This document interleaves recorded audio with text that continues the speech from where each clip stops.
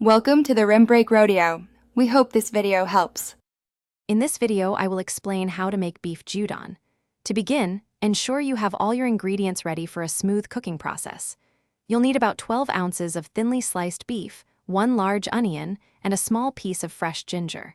For the sauce, prepare 1/2 cup each of soy sauce, mirin, and dashi, along with 2 tablespoons of sugar and 1/4 cup of sake.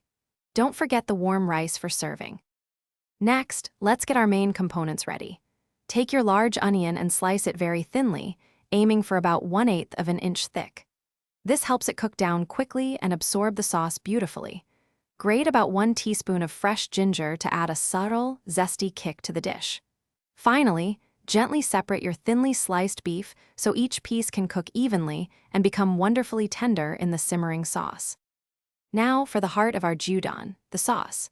In a wide pan, combine your 1/2 cup of dashi, 1/2 cup of soy sauce, 1/2 cup of mirin, 1/4 cup of sake, and 2 tablespoons of sugar.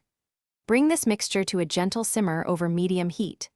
Once simmering, add your thinly sliced onions and cook them for about 5 to 7 minutes until they become tender and translucent, absorbing all those wonderful flavors. Finally, it's time to bring everything together.